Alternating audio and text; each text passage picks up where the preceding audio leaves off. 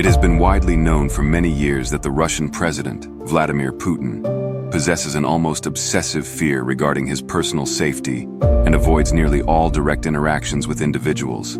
It is also a well-established fact that numerous hidden bunkers and secret shelters are distributed across the nation. The potential for an attempt on the Russian president's life is far from being inconsequential. Consequently, it should not come as a surprise that Vladimir Putin takes every conceivable precaution to isolate himself from the outside world and maintain his protection. This was even observable during the global pandemic, when Putin conducted meetings with official international delegations while keeping a distance of 6 meters. Today, the Russian leader continues to exist with the same apprehension within this guarded environment. It is believed that Putin uses lookalikes and maintains numerous clandestine hideaways. So where exactly does the Russian leader conceal these secret places, bunkers, and subterranean passages? In this video, we are going to investigate where Vladimir Putin might take refuge in the event of a threat, such as an assassination attempt. Furthermore, we will examine in greater detail the covert palaces from which Putin could potentially flee should he face prosecution after the conflict between Ukraine and Russia concludes. Before we move forward, please make sure you subscribe to our channel, activate notifications, and leave a like to stay abreast of our content. It is known that one of Vladimir Putin's confidential bunkers is situated on the Black Sea in the resort town of Sochi. His security detail confirmed a long time ago the whereabouts of Putin's private compound on the Black Sea, estimated to be worth around $1 billion. Several security personnel inadvertently revealed through the Strava application that they had visited a series of concealed facilities over several years. The private palace in Sochi, on the coast of the Black Sea, was one of these locations that were exposed. 4 members of the Federal Protection Service were discovered on multiple occasions between August 19th and September 22nd in the years 2019, 2020, 2023, and 2024. Notably, in early 2024, a bodyguard was discovered jogging outside the palace entrance over 3 successive days. Based on a report concerning the situation, one operative recorded an approximately 4-mile run, starting and ending within a hangar in the Gelendzhik complex. Another security staffer ran along the access road that leads to that particular area. What was the reason for constructing this Black Sea palace in Sochi, and why does Putin occasionally run along these trails? Since the era of the Tsars, Russian rulers have had a liking for the warm weather, palm trees, and nearly Mediterranean atmosphere of the Black Sea. Putin is entirely consistent with this history. Throughout his roughly 25 years in office, he has frequently visited Sochi, recognized as Russia's southernmost historic spa town. Typically, he would spend up to 5 weeks annually there, usually in May and again in early autumn. He previously stayed at the lavish presidential residence, Bocharov Ruche, which was situated on a cliff overlooking the sea, which had been used by Soviet leaders Nikita Khrushchev and Leonid Brezhnev for rest. This location has frequently served Putin when he hosts visiting heads of state or convenes governmental councils. Photographs of meetings with Western heads of government, such as George W. Bush, Gerhard Schroeder, and Silvio Berlusconi, on the idyllic pier of that compound, are well remembered in diplomatic circles. Some years ago, Putin replicated his Moscow workspace within the palace, so the public would not always be able to discern his physical location. This raises the question of why Putin suddenly began avoiding Sochi last year. The last formal record of his visit was in March, when he received the director of the International Atomic Energy Agency. Even then, the meeting did not happen at the Central Palace area, but rather in a separate conference facility close by. Another noteworthy detail relates to the primary palace, Bocharov Ruche. The official, presidential residence apparently no longer exists. It appears to have vanished. This can be easily confirmed by examining maps. Just a year ago, the building's red roof and landscaped park were visible, but now there is a large pit of roughly 1 hectare in size. The satellite imagery that is used by maps comes from May 2024, meaning the demolition must have occurred earlier.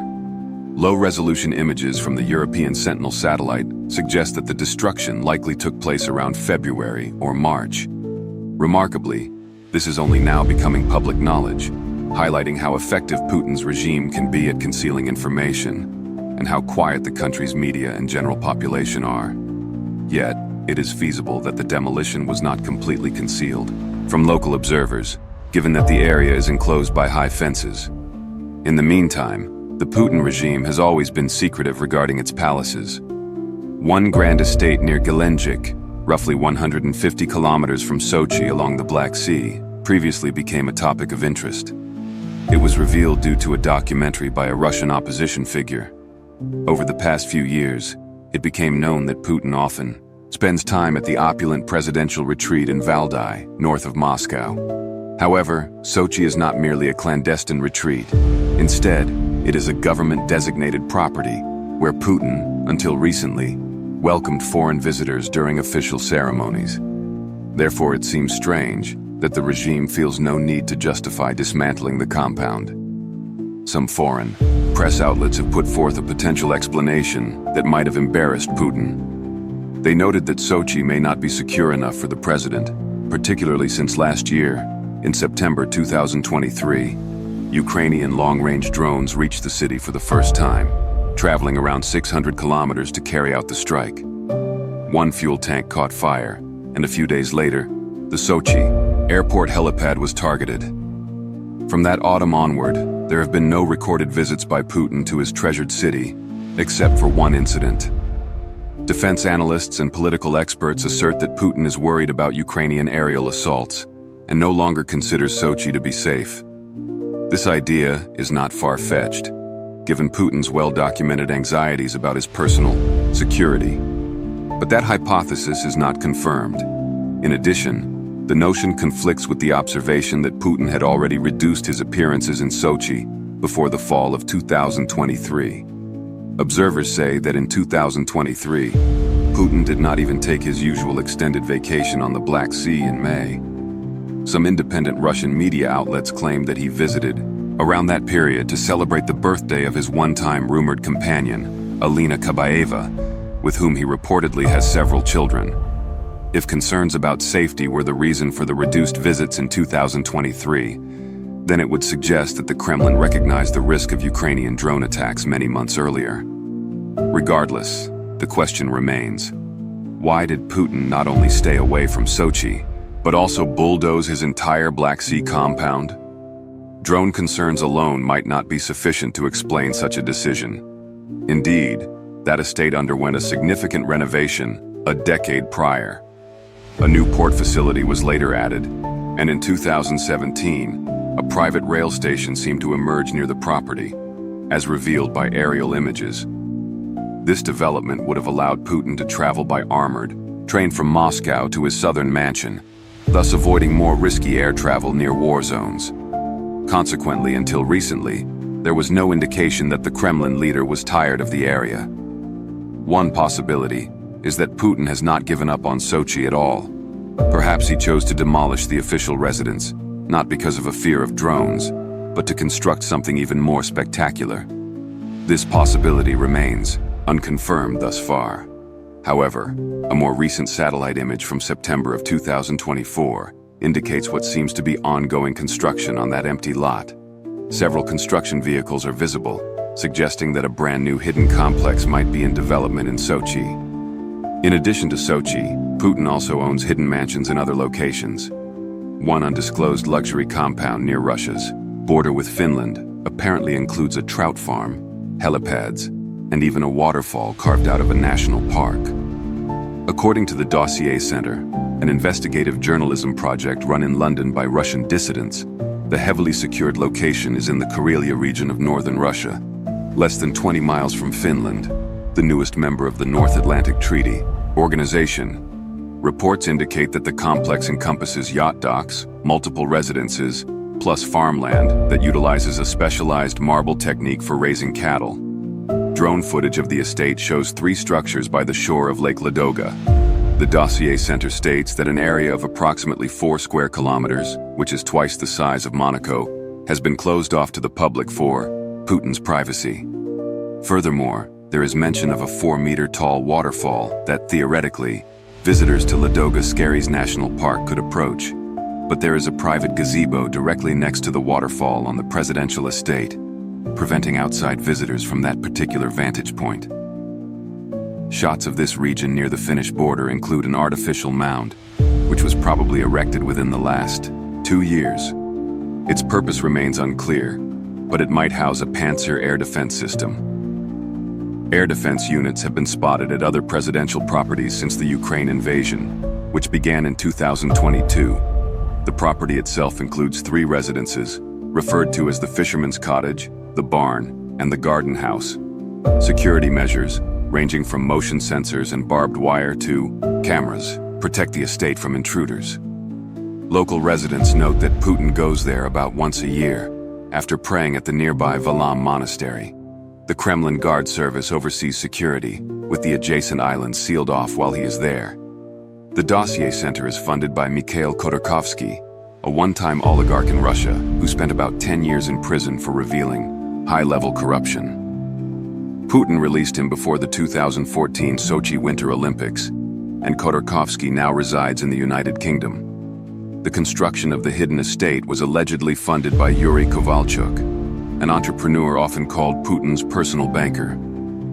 Public records show that Roman Abramovich, the former owner of Chelsea Football Club, controls a nearby mansion.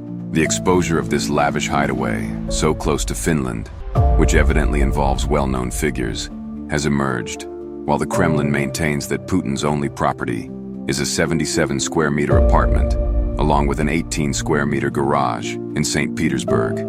In addition to that major hiding place, the Russian leader is claimed to own 3 cars, 2 from the 1960s, along with a Soviet-built ski camping trailer. The Kremlin also states that his 3rd car is a 2009 Lada Niva. Supposedly, Putin's annual salary is close to $90,000. However, critics of the administration argue that Putin, who has been in power for almost a quarter of a century, is among the wealthiest people on the globe. They assert that his bank accounts far exceed the alleged £490,000. Putin's secret bunkers, his underground complexes, and his vast accumulation of wealth are probably rooted in a fear of losing power eventually. But how likely is that scenario? And whom might Putin consider as a successor? He may have prepared for this from the moment he assumed office.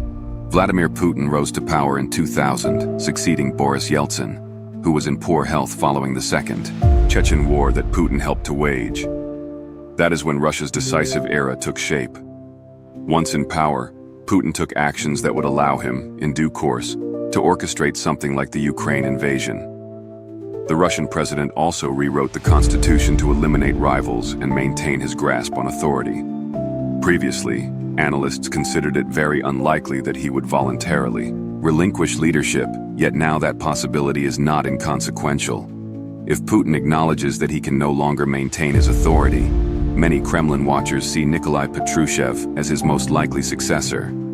Formerly the head of the FSB, and now the Secretary of the Security Council, Patrushev shares Putin's worldview, which is of significant importance. Therefore, Russia might once again be governed by an ex-spy. Nikolai Patrushev is thought to hold a position deeply suspicious of the West, particularly the United States. During a Security Council meeting, just days before troops entered Ukraine in February, Patrushev alleged that Washington wanted the Russian Federation to collapse. It resembled a standard narrative of confrontation. Patrushev earlier accused former U.S. Secretary of State Madeleine Albright of saying that Siberia and the Far East did not belong to Russia. There was no evidence for that claim, suggesting that it might have stemmed from a top-secret project in which Russian intelligence hired telepaths to scan Western officials' minds.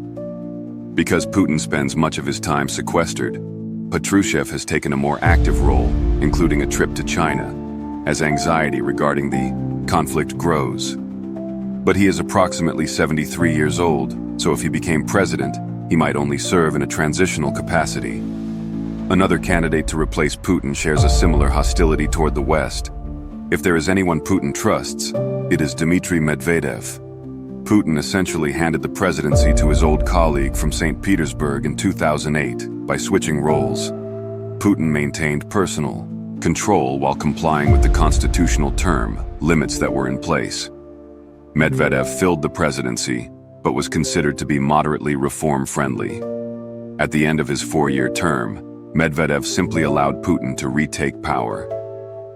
Medvedev remained prime minister for 8 more years before assuming the position of deputy head of the Security Council in 2020.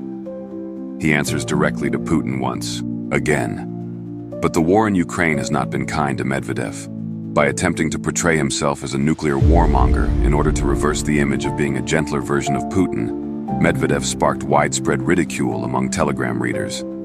Though he is still young enough to preside over Russia again, his entire career is inevitably linked to Putin's.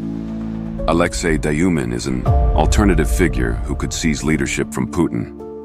Dyumin allegedly rescued Putin from a bear that approached a mountain bunker at night by emptying his revolver's magazine near the creature's feet.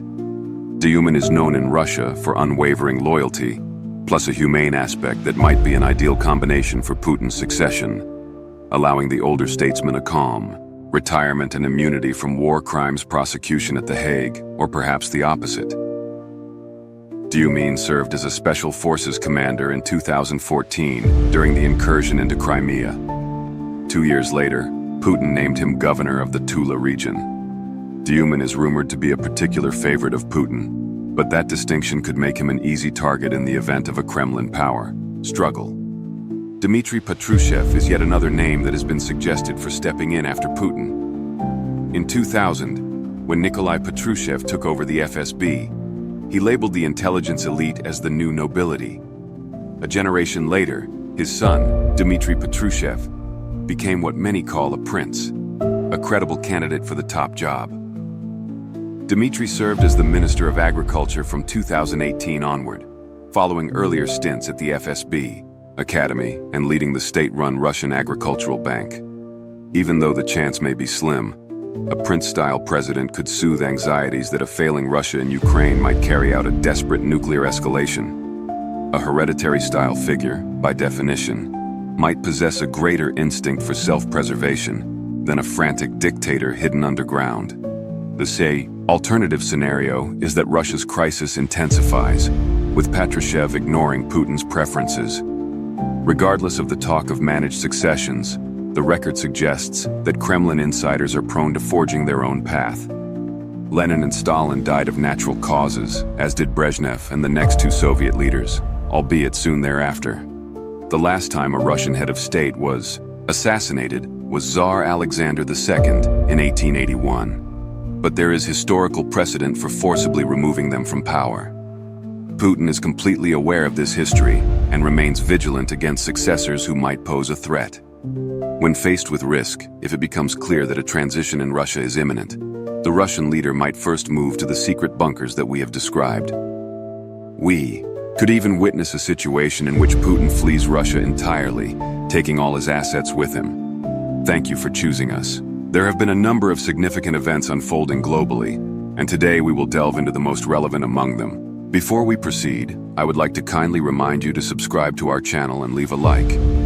This seemingly small action plays a vital role in propelling our channel forward and making sure that our content is reaching as many interested individuals as possible. I'm also extremely curious to find out from which corner of the globe you are tuning in, so do let us know in the comments section below. Now let us dive into today's analysis. Now I must also ask you to watch this video till the very end, because we will be drawing some important conclusions at the end of the video. The topic of Putin's bunkers and possible successors raises many questions, and our analysis will lead us into many different directions, including historical details, political strategies, and military considerations. Now let's examine each aspect of it. The narrative surrounding Vladimir Putin's almost paranoid fear of assassination has been around for years. This fear manifests in his isolation from public life, his use of lookalikes, and the vast network of secret bunkers and residences he's believed to have scattered across Russia. It's not just a matter of personal preference, it's a carefully constructed strategy for survival. Even during global pandemics, we have seen that Putin isolated himself even from official delegations, which shows a deep concern regarding his personal safety. His meetings were always held at a distance, and this is just one of the things that highlight his cautious approach to all things. This carefully planned isolation, combined with the multiple security measures, shows us that the Russian leader's fears are not just based on hearsay. They seem to be real and well-founded. The history of Russian leaders' lives also supports this idea. The revelation of hidden facilities through the Strava application is rather an unusual detail. It was never expected that such a seemingly harmless fitness app could unveil highly classified locations like Putin's Sochi Palace. The fact that members of the Federal Protection Service, who are responsible for the Russian president's safety, were discovered through their tracked runs emphasizes how much effort is put into hiding his secret locations. The exposure of the Sochi Palace using such technology also makes us question how many other secrets may be out there that we are not yet aware of. The runs along the access roads and the discovery of a hangar in the Gelendzhik complex are further details that strengthen the idea that these locations are not only secret, but also actively used. This information makes us question how advanced the Russian intelligence is in order to maintain such high levels of secrecy. The historical context of Russian rulers' affinity for the Black Sea region is crucial for understanding why Putin has a palace in Sochi. From the czars to Soviet leaders, the Black Sea coast has always been a popular retreat destination due to its mild weather and Mediterranean-like atmosphere. Putin's preference to stay in Sochi fits perfectly into this history and the ongoing Russian traditions. His yearly visits, spending up to 5 weeks at his palace, reinforce how important the region is to him. The tradition of using places like the presidential residence Bocharov Ruchey, which was used by former Soviet leaders, shows the continuous link between the current Russian government and its past. However, the details regarding Putin's preference to use this location in official meetings also bring up the question about its importance in the world of international diplomacy. The fact that Putin began to avoid Sochi last year leads to questions about what exactly is going on behind the scenes. The disappearance of the Bocharov Ruchey Palace, which was confirmed by satellite imagery and now exists as just a large pit, is truly an unexpected and extraordinary discovery. This discovery is also made very strange by the fact that official sources are not providing any information regarding it.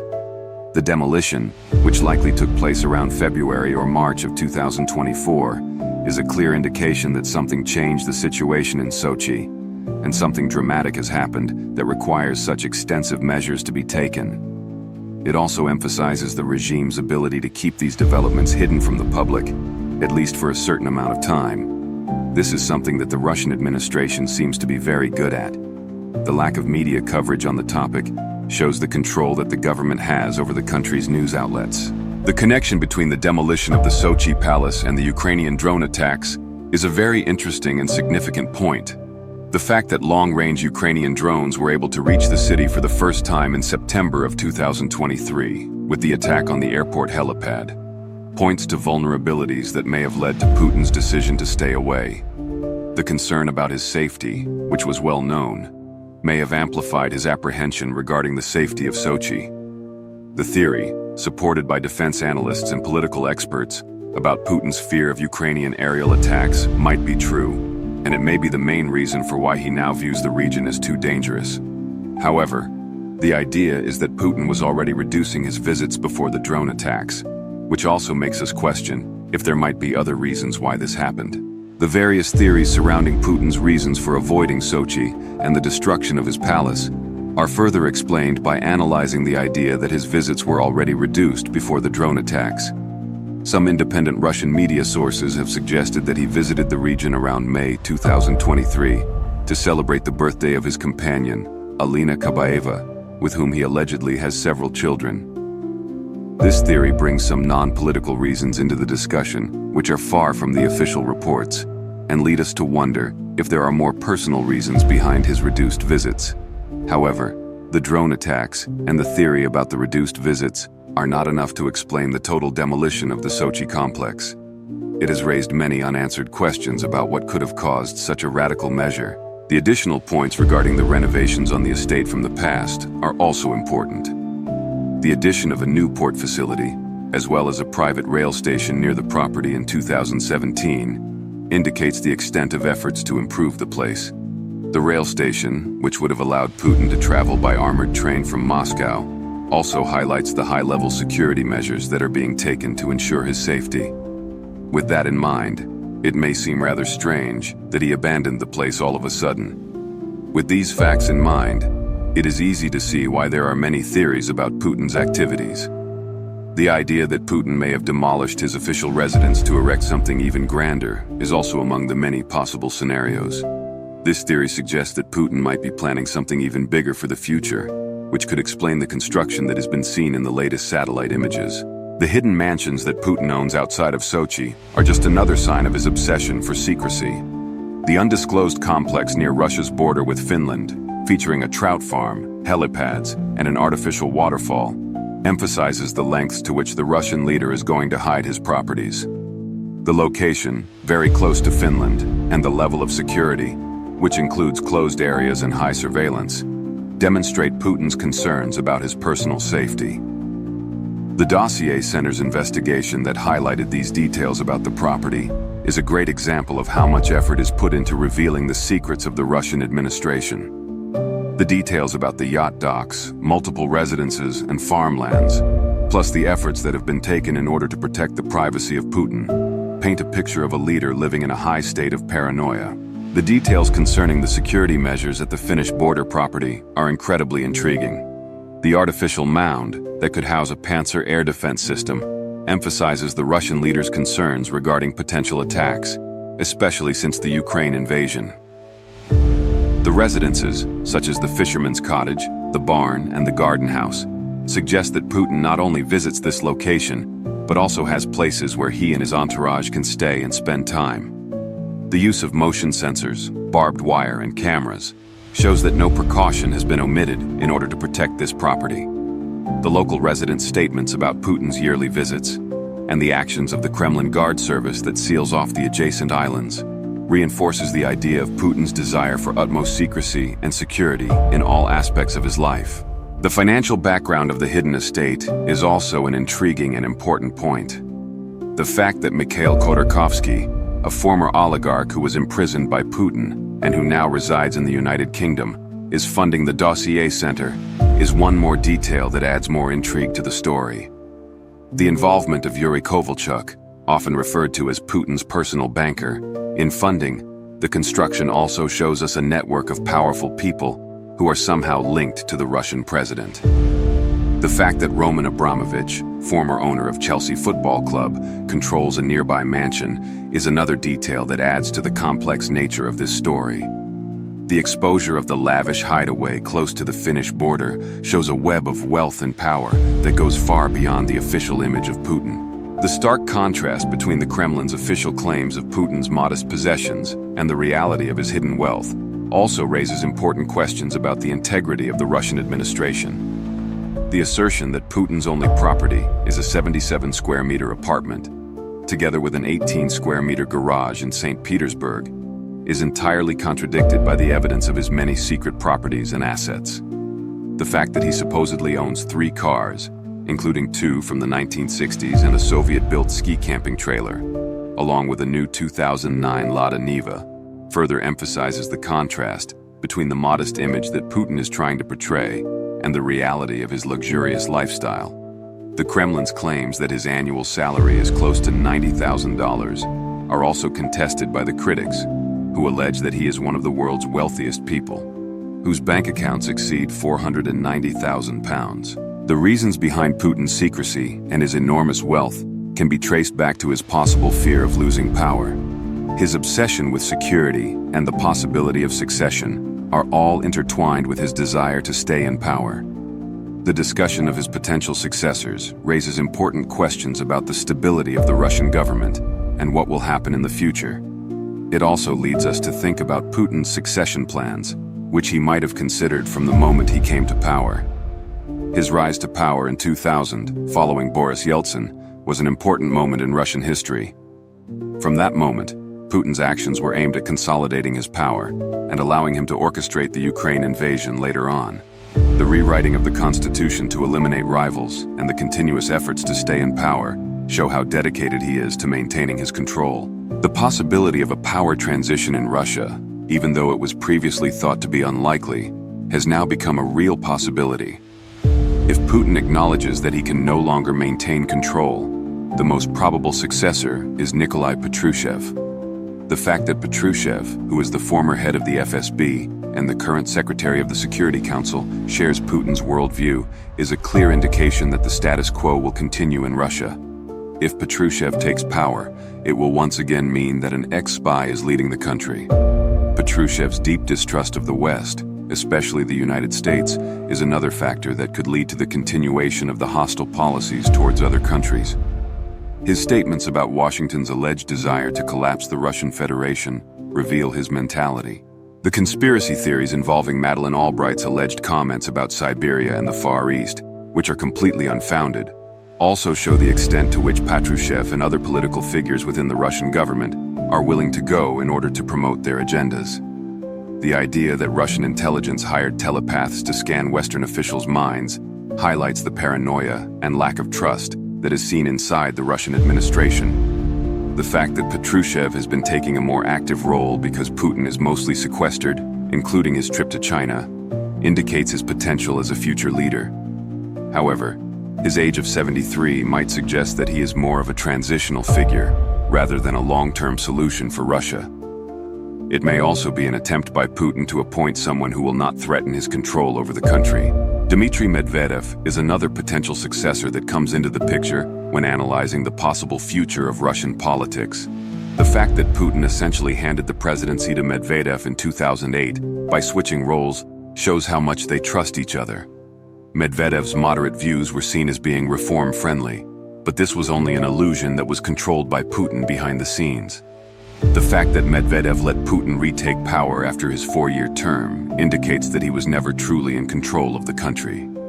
His current position as the deputy head of the Security Council, where he again answers directly to Putin, reinforces his role as a loyal follower of the Russian leader. Medvedev's attempts to portray himself as a nuclear warmonger, which backfired and led to widespread ridicule on Telegram, also show his difficulty to separate himself from the image of Putin. Alexei Dyumin, who is known for his unwavering loyalty and the alleged story of rescuing Putin from a bear, is yet another potential candidate to replace Putin. The story about Dyumin emptying his revolver's magazine near the creature's feet emphasizes his bravery and loyalty, which seems to be a crucial factor in the Russian government. The fact that he is known for his humane aspect is something that could help him with the image he might need to take control.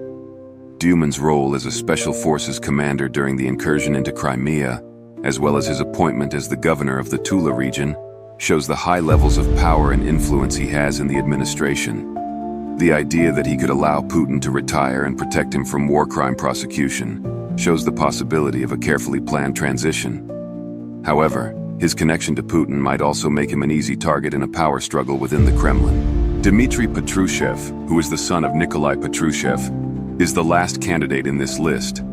The fact that Nikolai Patrushev labeled the intelligence elite as the new nobility back in 2000, and the fact that his son, Dmitry, is now seen as a prince, shows how much power this family has gained throughout the years. Dmitry's role as the Minister of Agriculture, following his time at the FSB Academy and leading the state-run Russian Agricultural Bank, emphasizes his high level of qualifications. The idea that a prince-style president could soothe anxieties about a desperate nuclear escalation shows the complexities of Russian politics and the many fears that surround them. The fact that he is seen as a credible candidate for the top job indicates the ongoing trend of power being passed down through generations. The alternative scenario of a crisis intensifying in Russia, where Patrushev may ignore Putin's preferences, also emphasizes the uncertain nature of the future. The record of Kremlin insiders' tendency to forge their own path, even despite the planned successions, suggests that there is a high level of instability within the Russian government. The historical facts that most Kremlin leaders died from natural causes, with the last assassination happening in 1881, also highlight that there is a great level of uncertainty. The fact that Putin is completely aware of this history and remains vigilant against potential threats is proof of his ongoing concern for personal safety. He understands that if a transition becomes imminent, he will have to take action to protect himself. His likely move to the secret bunkers we have described, as well as the scenario in which he flees Russia entirely with all his assets, also show how serious the situation is. The situation in Russia is clearly very complex, with many different aspects to be considered.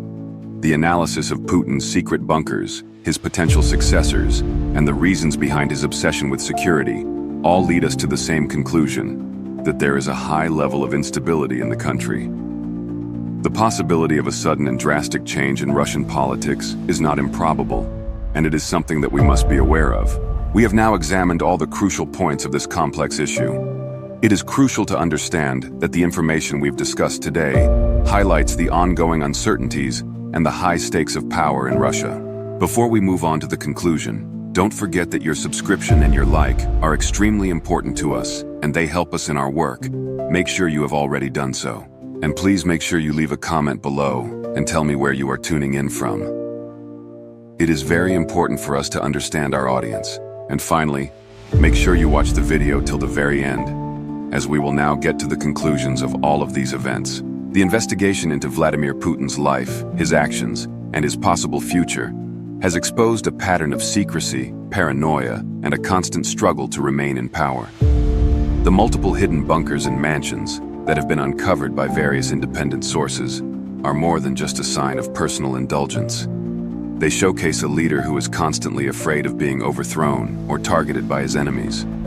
The fear of losing power seems to be the driving force behind all of his actions. Putin's strategic isolation, which was demonstrated throughout the COVID-19 pandemic, highlights the lengths to which he is willing to go in order to protect himself. The use of lookalikes and the constant monitoring of his personal security reinforce his concerns regarding his personal safety. The fact that official meetings are now being conducted at a distance of 6 meters is also evidence of this. The hidden facilities, revealed by apps like Strava, also show how far he goes in order to keep his secret locations away from the public eye. The fact that his guards revealed this information unintentionally also shows how difficult it is to hide his activities. The historical background of the Russian leader's affinity for the Black Sea region gives us some understanding of the location of Putin's Sochi palace. This tradition, which dates back to the Tsars and the Soviet leaders, explains why Putin chose to stay at this location and why it was also a location of many important diplomatic meetings. However, the sudden disappearance of the Bocharov-Rukai Palace, which was confirmed by satellite images, shows that there has been a change in his approach to this region. The destruction of the compound, which seems to have taken place around February or March of 2024, is a clear sign that something was happening. The lack of official information regarding this demolition, as well as the suppression of media coverage, shows how much control the administration has over the news that is being revealed to the general public. The attacks of the Ukrainian drones are an important factor in understanding why the Russian leader has reduced his visits to Sochi. The fact that long-range Ukrainian drones reached the city for the first time in September of 2023 and targeted the airport helipad suggests that Putin's concerns about his personal safety had been further heightened. The notion that he considers Sochi to be no longer safe is an important factor that may explain his decision to stay away from the area. However, the reduced visits before the drone attacks, as well as the fact that other sources claim that Putin was in Sochi during that time, also make it clear that there might be other reasons for why he decided to demolish the compound. The hidden mansions outside of Sochi, including the ones near the Finnish border, are also an important part of this puzzle. The heavily secured location with trout farms, helipads, and artificial waterfalls shows the extent to which Putin is willing to go to conceal his luxurious properties. The fact that this property is located near the Finnish border is very interesting, given that Finland is the newest member of the North Atlantic Treaty Organization. The additional details regarding the yacht docks, multiple residences, and the farmland all demonstrate that there is a high level of effort put into keeping this location secret. The security measures on these properties, such as motion sensors and barbed wire, also show how much he cares about the safety of his assets. The involvement of individuals such as Mikhail Khodorkovsky, Yuri Kovalchuk, and Roman Abramovich in Putin's secret network also shows the extensive web of wealth and power that surrounds him. The contrast between the official claims of his modest assets and the reality of his hidden mansions and luxurious lifestyle also raises many questions regarding the integrity of the administration. The Kremlin's official claim that Putin's only property is a 77 square meter apartment and an 18 square meter garage in St. Petersburg is clearly a false claim that is easily disproved. This shows that the official information released by the Russian government cannot be trusted, and that the information being spread in the public eye is often completely false. The discussion of potential successors, including Nikolai Patrushev, Dmitry Medvedev, Alexei Dyumin, and Dmitry Patrushev, also makes us question what the future holds for Russia. The fact that Patrushev, an ex-spy, shares Putin's worldview, and that his son Dmitry is considered a suitable candidate, suggests that a power transfer within the current system is likely. The alternative scenarios, which include power struggles and a desperate nuclear escalation, emphasize the instability of the region. The possibility of Putin fleeing the country with all of his assets is also a serious possibility if the situation becomes very tense. The historical precedents of forcible removal of leaders or assassinations of czars is another reminder that anything is possible. To conclude, the situation surrounding Vladimir Putin is very complex and filled with many uncertainties. The secret bunkers, hidden mansions, and the discussion of potential successors all provide a clear picture of a leader who is afraid of losing power. The constant need for secrecy and security, together with the lavish lifestyle that he leads behind closed doors, is far from the image that is being portrayed by his administration. The potential for a drastic change in the Russian political landscape is very real, and it is something that we must always be aware of. Thank you for staying with us and watching the whole video.